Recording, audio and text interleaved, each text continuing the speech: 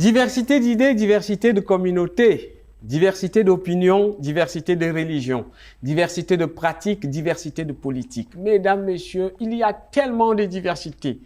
Tellement cette notion est englobante que nous avons décidé à la télévision communautaire des Bois-Francs d'en faire toute une émission. Aujourd'hui, nous avons un autre invité et comme le disait mon grand-père, dans la forêt, chaque animal porte ses propres cornes. C'est pour cela que jamais je ne présente mes invités, je leur laisse la possibilité à eux-mêmes de dire leur nom, leur provenance, etc. Je m'appelle Essouma Long, je viens du Cameroun. Alors, bonjour. Allô, ça va bien? Oui, je vais bien, merci. Alors, comment tu t'appelles? Je m'appelle Alejandra et je viens du Mexique. Et... Alejandra. Oui. C'est bien comme ça que ça se prononce? Parfait. Ah, Alejandra. Et le nom de famille, c'est quoi? Cabrera. Cabrera. Oui. Alejandra Cabrera. Oui. Wow. Wow. Est-ce que ça signifie quelque chose, Cabrera? Mais c'est comme les chevreuils. Ah, c'est un animal? Ouais. En espagnol, non, mais ça appartient de la famille comme des chevreuils. Ah, waouh, c'est l'élégance. Hein? Le chevreuil, je trouve ça tellement élégant. Ça va bien, ça va bien. Les noms ont une signification. Hein? Même moi, je viens du Cameroun. Le Cameroun, c'est en Afrique centrale. Et Essouma, ça signifie le reposoir, l'endroit où on se repose. Donc, ouais, c'est ça. Bon, j'espère que les gens, quand ils me rencontrent, ils ont le sentiment de se reposer. Alors, ça fait combien de temps que tu es au Québec et à Victoriaville? Ça fait 11 ans que je suis arrivée, mais à Victo, ça fait 7 ans à peu près, oui. Ah oui? Oui. Et tu aimes Victo? Oui, j'aime beaucoup. Je pense que c'est une ville qu'on peut faire beaucoup de choses, qu'on a l'opportunité de créer des choses. Et comme on n'a pas beaucoup de personnes vivent en région, c'est comme, je pense qu'on a la qualité de vie, donc oui. Wow. Bon, on va revenir sur ce point-là tantôt. Mais est-ce que le Mexique te manque? En vrai, pas du tout. Parfois, je manque comme la famille ou la nourriture, mais je trouve ici beaucoup de choses que je peux faire comme nourriture, mais je me sens bien ici parce que la sécurité ici, c'est comme la première chose pour moi et pour mes enfants. Donc, ça fait depuis 11 ans que je suis ici, seulement on est allé une fois.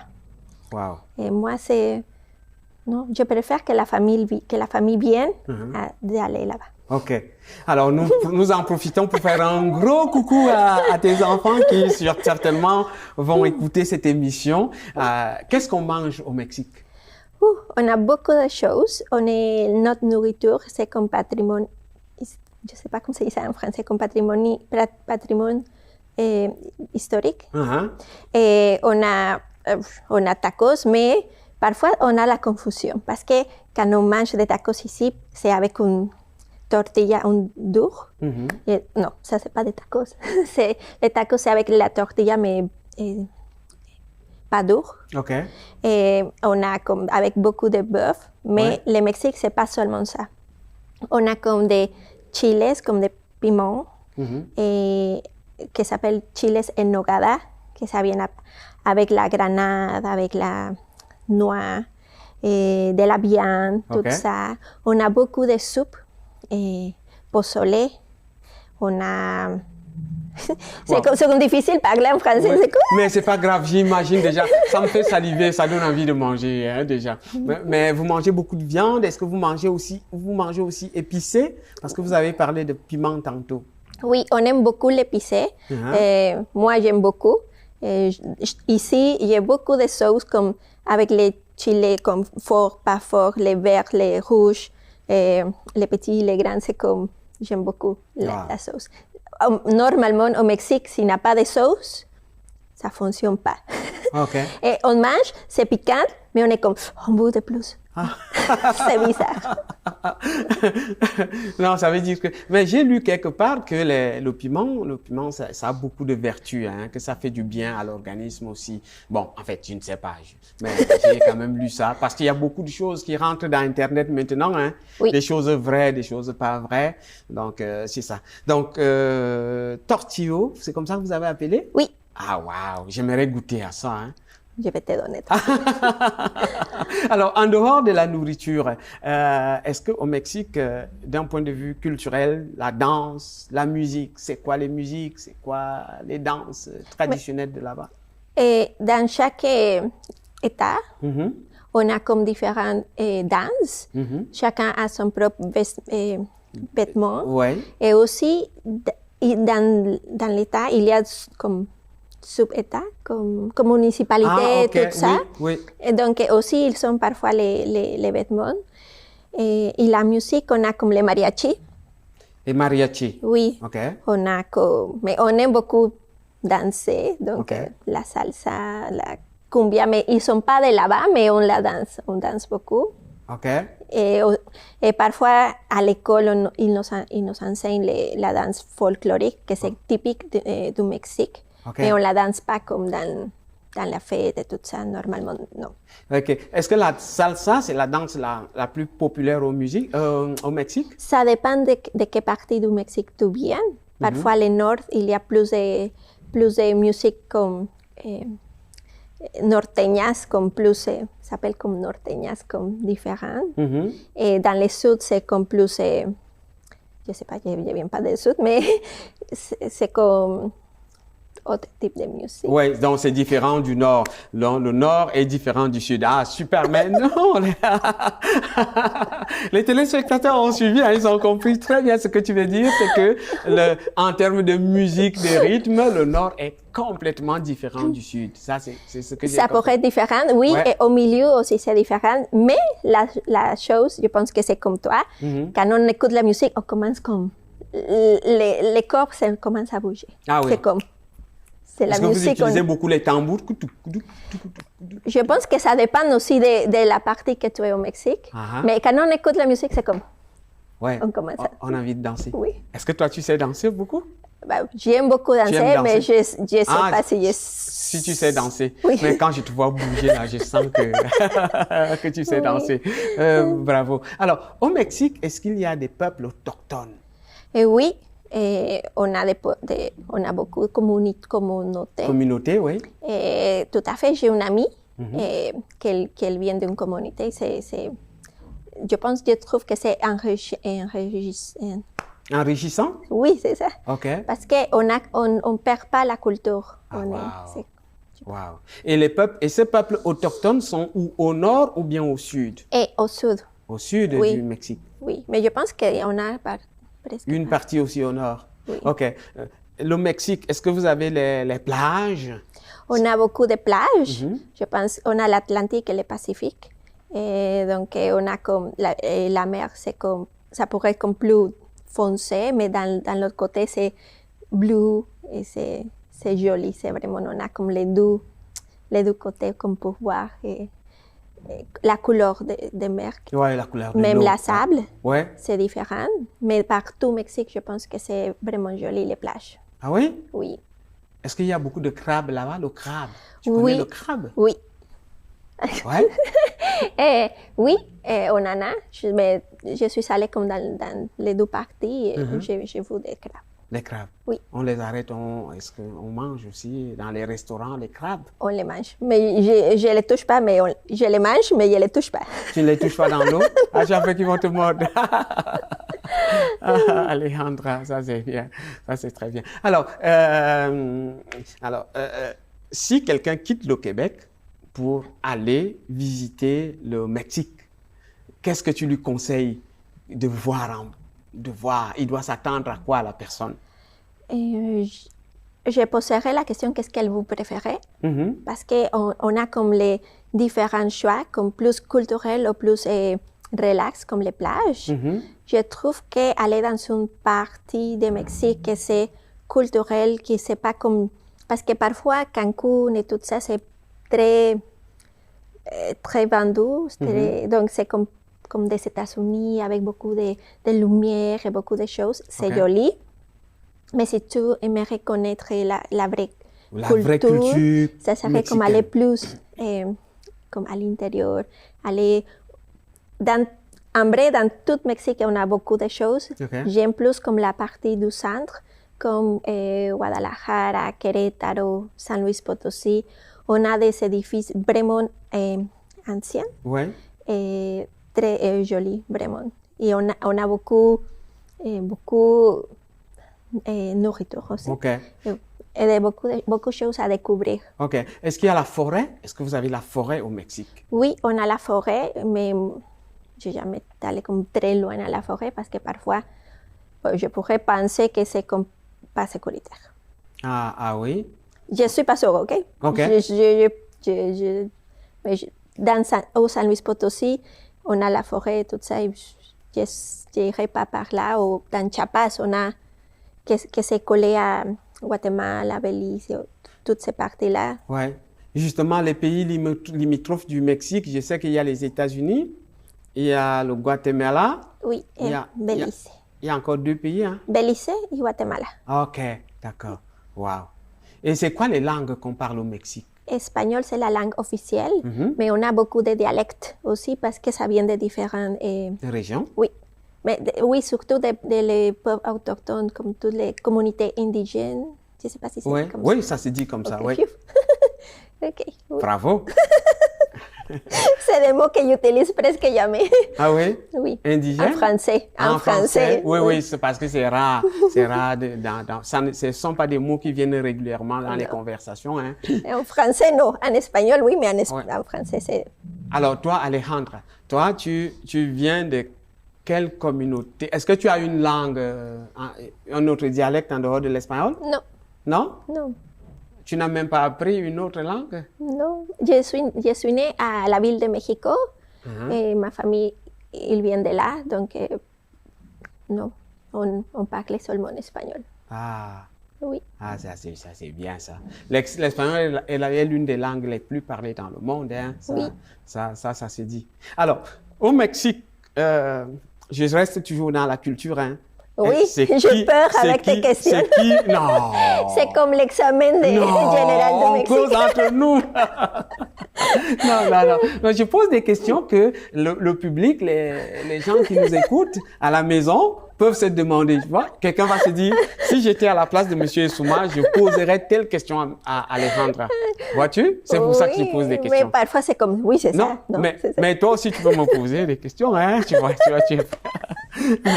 Alors, quel est l'artiste mexicain qu'on peut connaître partout là? Je pense que Luis Miguel, beaucoup de personnes le connaissent. Ah, Luis Miguel. Oui. Ah. Tu le connais? Non. Il a chanté quoi? Inconditionnel ou... Chante un peu, voir. Non. Non. Oh, vraiment, ça c'est bien. Ah, c'est un grand pays, effectivement, parce que j'entends souvent les gens parler du Mexique. J'aimerais un jour le visiter, vraiment. J'aimerais un jour le visiter. Alors, tu dis que tu es ici depuis presque 11 ans déjà. Tu es venu avec ta famille, c'est très bien, vraiment. Tu aimes Victoriaville. Oui. Alors, présentement à Victoriaville, qu'est-ce que tu fais? Je porte comme 2-3 chapeaux. J'ai fait différentes choses. Une de mes choses, j'ai commencé, ça fait 11 ans, 12 ans que j'avais commencé une chaîne sur YouTube. Et aussi l'Instagram, le TikTok et tout ça. Ça s'appelle Je t'explique au Canada. Donc, ça veut dire comme Je t'explique Canada. Wow. Et je parle de Canada, la vie, comment est-ce qu'on prend les taxibus, comment est-ce on fait beaucoup de choses. Et j'ai parlé de Québec. Ouais. Et quand j'ai déménagé ici à Victor, je parle beaucoup de Victoriaville et sa région. Ouais. Et donc, c'est ça, comment est-ce que ça fonctionne l'école, et qu'est-ce qu'on doit faire, qu'est-ce qu'on ne doit pas faire, tout ça. Et je travaille aussi au Carrefour Jeunesse Emploi. Et ça me donne l'opportunité de partager, parce qu'il y a des personnes qui regardent la chaîne de la Colombie, de Maroc, de l'Ukraine, Et donc, ils me posent des questions, ils vont me dire, oh, je vais arriver bientôt là-bas. Et ils ont la confiance de m'écrire et s'approcher de trouver quelqu'un avec la famille de Yo Te Explico, comme quand ils arrivent, ils connaissent déjà quelqu'un. Avec le Carrefour Jeunesse Emploi, que je travaille là, et c'est comme on se complémente parce qu'on donne des services d'installation. Donc, si les personnes se trouvent à l'extérieur, ils vont venir à Montréal ou dans une autre partie, je les réponds. Mais s'ils viennent à Victoriaville, avec le Carrefour, on fait comme comment est-ce que ça fonctionne la ville ici, qu'est-ce que tu vas voir ici, comment est-ce que tu vas bouger, comment est-ce qu'on va faire beaucoup de choses. On les rencontre virtuellement ou présentiel quand ils arrivent. Et après ça, on explique, par exemple, que ça existe les comités d'accueil. Parce que quand ils arrivent, on fait l'installation et après, vous pouvez aller au comité d'accueil pour faire les traductions. Ou si vous avez besoin d'inscrire vos enfants à l'école ou vous-même. Donc, c'est ça qu'on fait. On fait au Carrefour. Et aussi, si on invite aux personnes qui habitent à Montréal, par exemple, s'ils veulent déménager ou connaître comment est-ce que c'est vivre en région, on va et les invite à venir comme Mission Emploi. On avait fait un autobus et on avait comme 40 personnes environ. Ils sont venus, ils ont donné les CV, mais aussi ils ont eu l'opportunité de connaître Princeville, Pleasantville et Victoriaville. Et dans tout à fait, le 4 avril, il y a 2 familles qui sont déménagées à la région. Wow. Ça, c'était cool.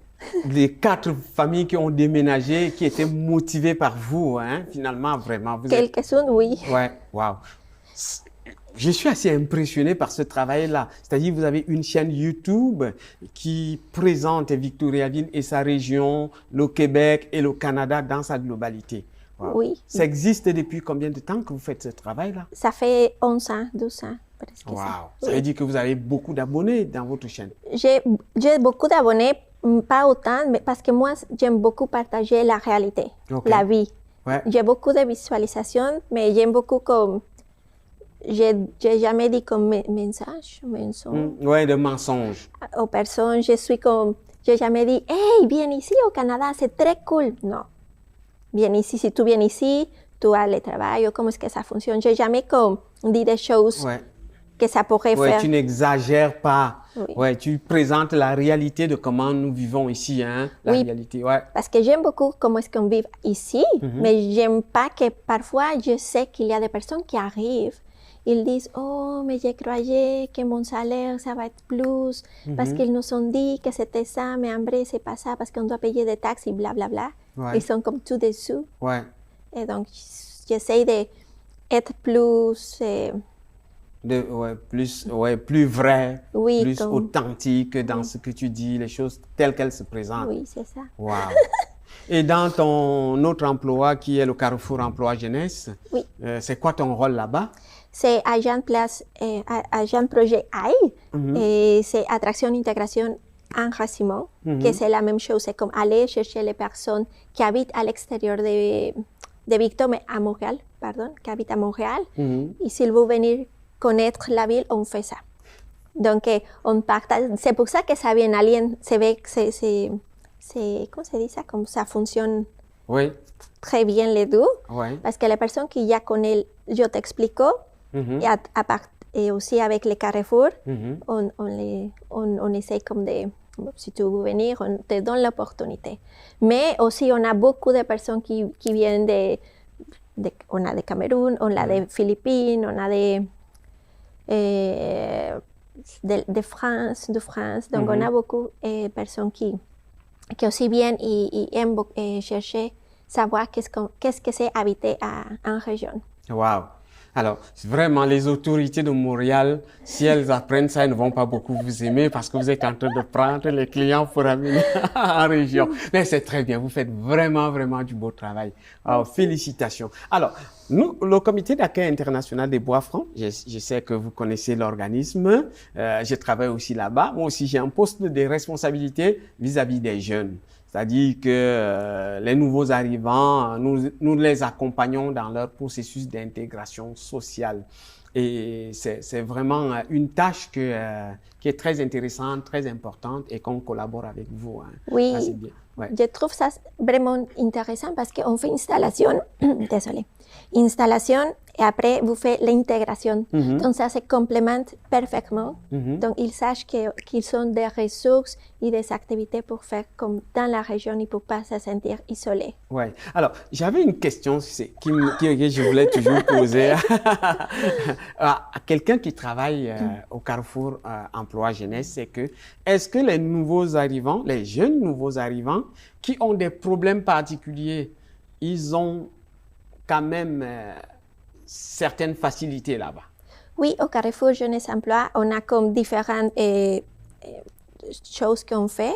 On a pour les personnes de 18 jusqu'à 35 ans, mais aussi on a les personnes plus de 35 ans. Et pendant l'été, pendant les journées pédagogiques, on a les adolescents, comme de 11-12 ans. Et ils font l'aide à la recherche d'emploi. Ou comment est-ce que tu peux te guider pour trouver un emploi, qu'est-ce que tu peux faire. On a les permis rêver, on a des différents projets. On va à la secondaire pour faire Halloween, la maison hantée et tout ça. Wow. Alors, est-ce que, au-delà du comité d'accueil international des bois francs que moi je connais que vous collaborez avec, est-ce qu'il y a d'autres organismes que vous collaborez avec? Avec le Carrefour? Oui, avec le Carrefour. Oui, mais on a, comme par exemple,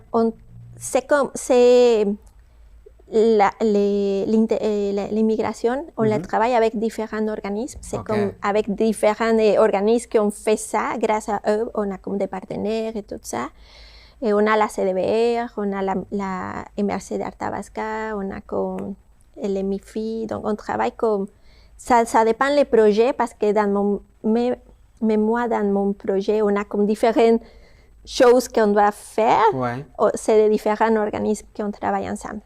OK. Est-ce que toi, Alejandra, tu as des amis qui viennent d'une autre culture? Oui, j'aime beaucoup ça. J'aime beaucoup avoir des amis qui viennent du Mexique, mais aussi des amis qui viennent d'autres cultures. Parce que au Mexique, j'étais de la même façon. Et parce que je trouve intéressant que les cultures sont enrichissantes. Tu peux trouver différentes choses. Et parfois, on n'a pas, je connais rien de ta culture, moi tu connais rien de ma culture, mais parfois une chanson, on la connaît les deux. Oui. Et c'est comme, waouh, c'est comme intéressant comment est-ce que dans l'autre partie du monde, on connaît la même chanson et on a quelque chose en commun. Wow. Mais il y a des gens qui pensent souvent que quand on est différent, des différentes cultures, comme toi et moi par exemple, on a des accents différents.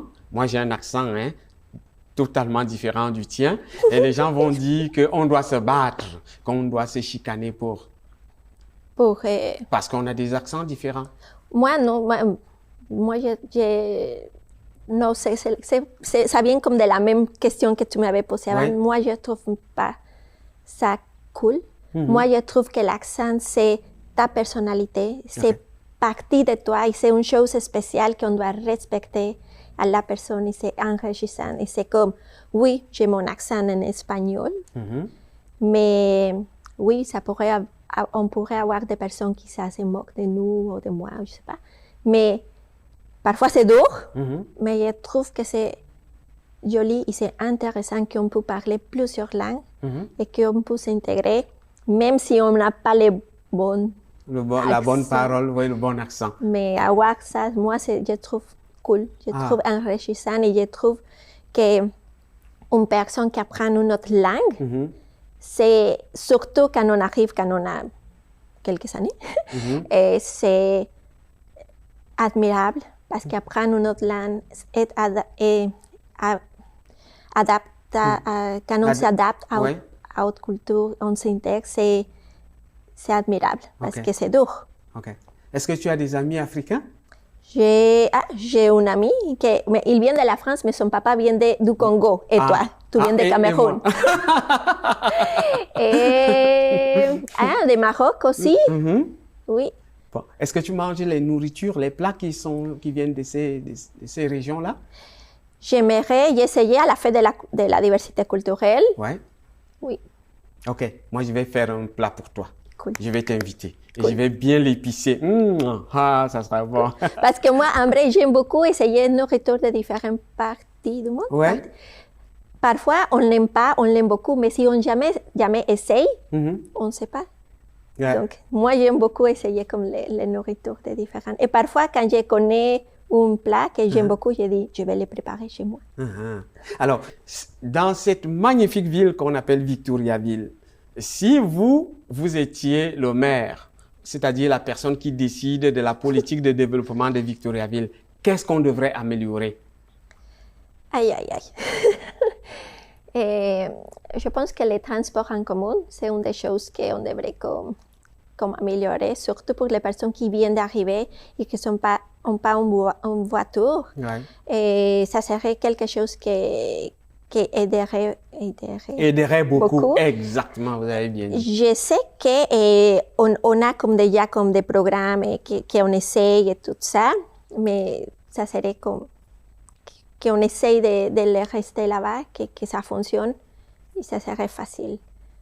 Ah oui, il y a beaucoup de nos clients qui, pas seulement nos clients, hein, c'est-à-dire qu'il y a beaucoup de personnes qui parlent justement du transport en commun comme un élément de développement important de Victoriaville. Oui. Vraiment, Alejandra, j'aimerais passer encore beaucoup plus de temps avec toi, échanger dans cette émission Diversité Victo, mais je voudrais te remercier d'être venu nous voir. Parce que là, maintenant, on va dire à nos invités, à nos spectateurs qui nous écoutent que on vous retrouve à la prochaine édition de Diversité Victo.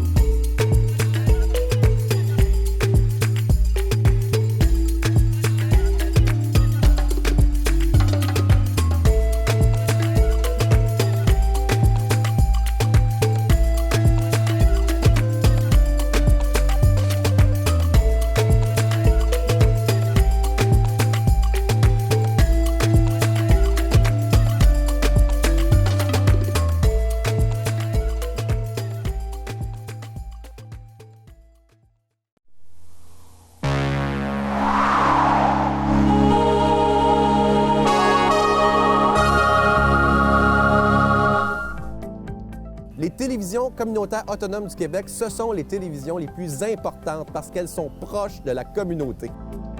On veut encourager des gens qui parlent de ce qui nous intéresse, mais aussi qui participent au développement local. Mais c'est fini le temps là, où on allait lire une affaire qui a été écrite avant hier au bout du monde. Non! Si vous savez ce qui se passe chez vous, bien, ma télé préférée, c'est la télé autonome communautaire. C'est ici que ça se passe.